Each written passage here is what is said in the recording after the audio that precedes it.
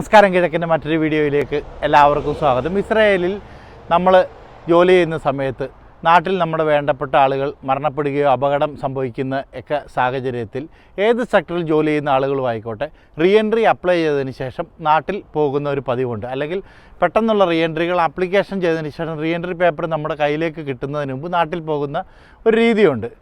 അത് പലരും സ്വീകരിച്ചു വരുന്ന രീതിയാണ്. പലപ്പോഴും അത് സക്സസ് ആവാറുമുണ്ട്. എങ്ങനെയാണെന്ന് വെച്ച് കഴിഞ്ഞാൽ, നമ്മൾ റീ എൻട്രി അപ്ലൈ ചെയ്യുന്നു. റീ എൻട്രി വരുന്നതിന് മുമ്പ് നമ്മൾ നാട്ടിൽ പോകുന്നു. റീ എൻട്രിയുടെ എമൗണ്ട് നമ്മുടെ കാർഡിൽ നിന്നോ അല്ലെങ്കിൽ ആരുടെ കാർഡാണോ, എംപ്ലോയറുടെ കാർഡാണോ, ആ കാർഡിനകത്ത് പൈസ കട്ടായതിന് ശേഷം നമ്മൾ നാട്ടിലേക്ക് പോകുന്നു. നമ്മൾ നാട്ടിൽ ചെന്നതിന് ശേഷം നമ്മുടെ എംപ്ലോയറോ കമ്പനിയോ അല്ലെങ്കിൽ ഏജൻസിയോ അല്ലെങ്കിൽ ഫാമിലിയോ നമുക്ക് റീ എൻട്രി പേപ്പർ അയച്ചു തരുന്നു. ആ റീ എൻട്രി വെച്ച് നമ്മൾ തിരിച്ചു വരുന്നു. സാധാരണഗതിയിൽ നടക്കുന്നൊരു സംഭവമാണ്. പക്ഷേ കഴിഞ്ഞ ദിവസം ഇവിടെ ഒരു സംഭവം ഉണ്ടായി. ഇസ്രായേലിൽ ജോലി ചെയ്യുന്ന കെയർ ഗീവർ സെക്ടറിൽ ജോലി ചെയ്യുന്ന ഒരു ചേച്ചിയുടെ കുട്ടി മരണപ്പെടുകയുണ്ടായി. കുട്ടി മരണപ്പെട്ട് കാര്യങ്ങൾ ചേച്ചിയും അറിഞ്ഞിരുന്നു. ഈ സംഭവം അറിഞ്ഞതിന് ശേഷം ചേച്ചി നാട്ടിലേക്ക് പോകാനായിട്ട് തയ്യാറെടുക്കുകയാണ്. അപ്പം ഇത് സംഭവിക്കുന്നത് ഒരു വ്യാഴാഴ്ച വൈകുന്നേരമാണ്. അപ്പോൾ ഞാൻ അന്ന് രാത്രി ചേച്ചിയെ വിളിച്ചു, കാര്യങ്ങളൊക്കെ ഒന്ന് അന്വേഷിക്കാനായിട്ട് വിളിച്ചു. ഞാൻ ചോദിച്ചു, ചേച്ചി എന്തായി കാര്യങ്ങളൊക്കെ, പോകുന്ന കാര്യങ്ങളൊക്കെ ഓക്കെ ആയോ എന്ന് ചോദിച്ചു. ചേച്ചിയുടെ ഫ്രണ്ട്സൊക്കെ ഉണ്ടായിരുന്നു കൂടെ, അവരെന്നോട് സംസാരിച്ചു. അപ്പോൾ ആ ചേച്ചി പറഞ്ഞാരുണ്ടെ, ഞാൻ ഞായറാഴ്ച രാവിലെ 11 മണിക്ക് പോവുകയാണ്. ഞാൻ പറഞ്ഞു, ഓക്കെ ചേച്ചി പോയിട്ട് വാ. ഞാൻ ജസ്റ്റ് ആ ചേച്ചിയോടൊന്ന് ചോദിച്ചു, ചേച്ചി റീ എൻട്രിയുടെ കാര്യങ്ങൾ എങ്ങനെയാണ്? അപ്പം ചേച്ചി പറഞ്ഞാൽ കുഴപ്പമില്ല, ഞായറാഴ്ച രാവിലെ റീ എൻട്രി അപ്ലൈ ചെയ്യും. കാര്യം വെച്ചാൽ വെള്ളിയാഴ്ചയും ശനിയാഴ്ചയും അവധിയാണ്. ഞായറാഴ്ച രാവിലെ റീ എൻട്രി അപ്ലൈ ചെയ്യും, എനിക്ക് പോകാറുണ്ടെങ്കിൽ കുഴപ്പമില്ലെന്ന് പറഞ്ഞു. ഏജൻസിയും സപ്പോർട്ടിങ്ങാണ്, ഫാമിലിയും നല്ല രീതിയിൽ സപ്പോർട്ട് ചെയ്യുന്ന ആളുകളാണ്.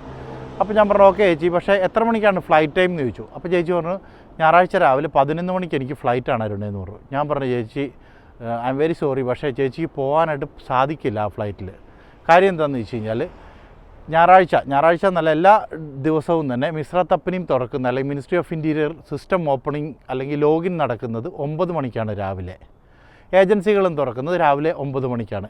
ഏജൻസി ഒരുപക്ഷെ എല്ലാ പേപ്പറുകളും പ്രിപ്പയർ ചെയ്ത് മിനിസ്ട്രി ഓഫ് ഇൻറ്റീരിയറിൽ അയച്ചാൽ തന്നെയും അവരത് അപ്രൂവ് ചെയ്യുന്നത് രാവിലെ 9 മണിക്കാണ്. ചേച്ചിക്ക് 11 മണിക്ക് ഫ്ലൈറ്റ് ആണെങ്കിൽ 10 മണി, 9 മണി, 8 മണിക്കെങ്കിലും ചേച്ചി ചെക്ക് ഇൻ ചെയ്ത് സെക്യൂരിറ്റി ബോർഡർ ക്രോസ് ചെയ്ത് കഴിഞ്ഞിരിക്കും. അപ്പോൾ എന്താ സംഭവിക്കുന്നതെന്ന് വെച്ച് കഴിഞ്ഞാൽ, മിസ്രത്ത് കമ്പനിയിൽ ഈ ഫയൽ എടുത്ത് പരിശോധിക്കുന്ന സമയത്ത് അല്ലെങ്കിൽ റീ എൻട്രി ആപ്ലിക്കേഷന് വേണ്ടി റീ എൻട്രി അപ്രൂവൽ ചെയ്യാൻ അവർ നോക്കുമ്പോഴത്തേക്കും ഇയാൾ ഓൾറെഡി ഇസ്രായേലിൽ നിന്ന് എക്സിറ്റ് ചെയ്തു. അതായത് ഒരു വ്യക്തി ഇസ്രായേലിൽ നിന്ന് നിർത്തിപ്പോകുമ്പോൾ എങ്ങനെയാണോ എക്സിറ്റ് ചെയ്യുന്നത്, അതുപോലെ തന്നെയാണ് റീ എൻട്രി ഇല്ലാതെ പോകുന്നത്. കാരണം ഇസ്രായേലിൽ വേറെ പ്രത്യേകിച്ച് എക്സിറ്റിംഗ് സിസ്റ്റങ്ങളൊന്നുമില്ല.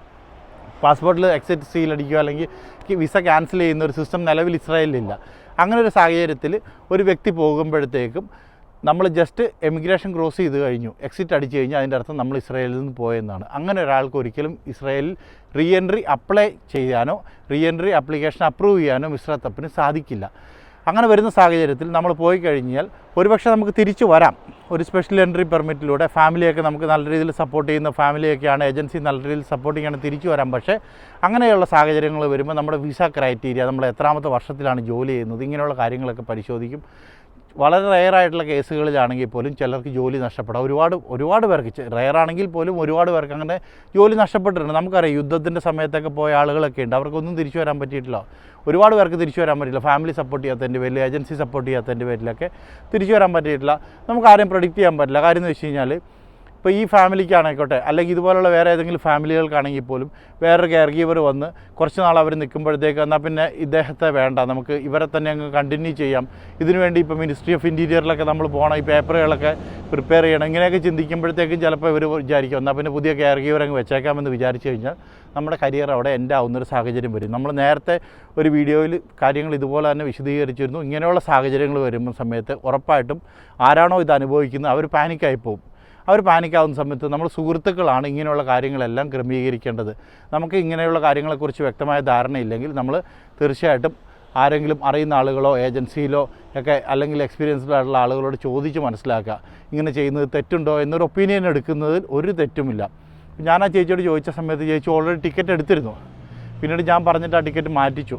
അതായത് ഞായറാഴ്ച തന്നെ വൈകുന്നേരം 5 മണിക്കത്തേക്കാക്കി ടിക്കറ്റ്. ചേച്ചിക്ക് ഞായറാഴ്ച ഉച്ചയായപ്പോഴത്തേക്കും റീ എൻട്രി വന്നു. ചേച്ചി ഇപ്പോൾ നാട്ടിൽ പോയി. കുറച്ച് ദിവസം കഴിയുമ്പോഴത്തേക്ക് ചേച്ചി തിരിച്ചു വരും. പക്ഷേ എപ്പോഴും നമ്മൾ ചിന്തിക്കുക, ഇങ്ങനെയുള്ള കാര്യങ്ങൾ, ചില ഡിസിഷൻസ് നമ്മൾ പാനിക്കായി പോകുന്ന സമയത്ത് നമ്മൾ എടുക്കുന്ന എല്ലാ ഡിസിഷനും കറക്റ്റ് ആയിക്കൊള്ളണമെന്നില്ല. പക്ഷേ നമ്മുടെ സുഹൃത്തുക്കൾക്ക് ഈ ഒരു സാഹചര്യത്തിൽ ഒരുപക്ഷെ നമ്മളെ സഹായിക്കാനായിട്ട് പറ്റും. അപ്പോൾ എല്ലാവരും തന്നെ ഇങ്ങനെയുള്ള കാര്യങ്ങൾ ശ്രദ്ധിക്കുക. ഈ ചാനലിലെ വീഡിയോസും നിങ്ങൾക്ക് ഇഷ്ടമാകുന്നുണ്ടെങ്കിൽ ചാനലൊന്ന് സബ്സ്ക്രൈബ് ചെയ്യാനായിട്ട് ശ്രമിക്കുക. അതുപോലെ തന്നെ നിങ്ങളുടെ സുഹൃത്തുക്കൾക്കായിട്ട് ഷെയർ ചെയ്ത് കൊടുക്കുക. നിങ്ങളുടെ വിലയേറിയ അഭിപ്രായങ്ങൾ കമൻറ്റായിട്ട് രേഖപ്പെടുത്തുക. ഇസ്രായേൽ സംബന്ധമായ ഏതൊരു കാര്യത്തിലും ആർക്കും ഏത് സമയത്തും നമ്മളുമായിട്ട് ബന്ധപ്പെടാവുന്നതാണ്. നന്ദി, നമസ്കാരം.